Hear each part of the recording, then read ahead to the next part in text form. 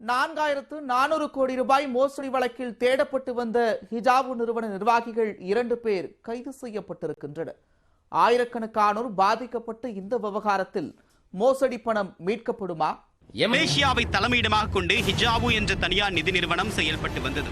தமிழகத்தில் சென்னை கீழ்ப்பாக்கத்தை தலைமையிடமாக கொண்டு செயல்படக்கூடிய இந்த நிறுவனத்திற்கு பல்வேறு கிளைகள் உள்ளன. இந்த நிறுவனம் சார்பில் தங்களிடம் 1 லட்சம் ரூபாய் முதலீடு செய்தால் 15% அதாவது 15,000 ரூபாய் மாதந்தோறும் வட்டியாக கொடுக்கப்படும் என்று விளம்பரப்படுத்தப்பட்டது. பொதுமக்களின் முதலீட்டு பணத்தை துபாய், சிங்கப்பூர் போன்ற நாடுகளில் உள்ள எண்ணெய் நிறுவனங்கள், ஹோட்டல்கள் உள்ளிட்டவற்றில் முதலீடு செய்யப்படும் என்றும் அதில் கிடைக்கும் லாபத்தை கொண்டு வட்டி பணம் கொடுக்கப்படும் என்று சொல்லி மக்களை நம்ப வைத்தனர்.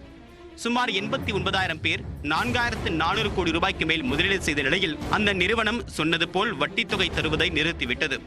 13,000 பேர் அளித்த புகார்களின் அடிப்படையில் சென்னை பொருளாதார குற்றப்பிரிவு போலீசார் ஹிஜாபு நிறுவன நிர்வாகிகள் 31 பேர் மீது வழக்கு பதிவு செய்தனர்.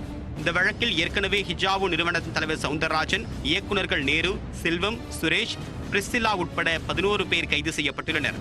தற்போது மற்றொரு இயக்குநரான கலைச்செல்வி மற்றும் அவருடைய கணவரும் ஹிஜாபு நிறுவனத்தின் முக்கிய நிர்வாகியுமான ரவிச்சந்திரன் ஆகிய இருவரும் கைது செய்யப்பட்டனர்.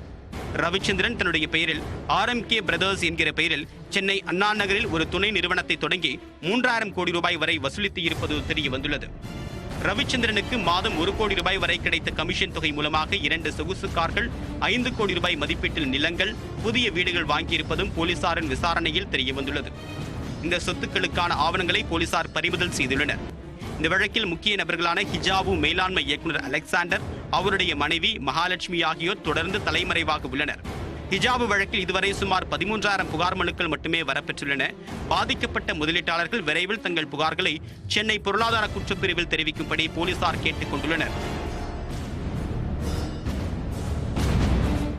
ஈரோடு மாவட்டம் கோபிச்செட்டிப்பாளையம்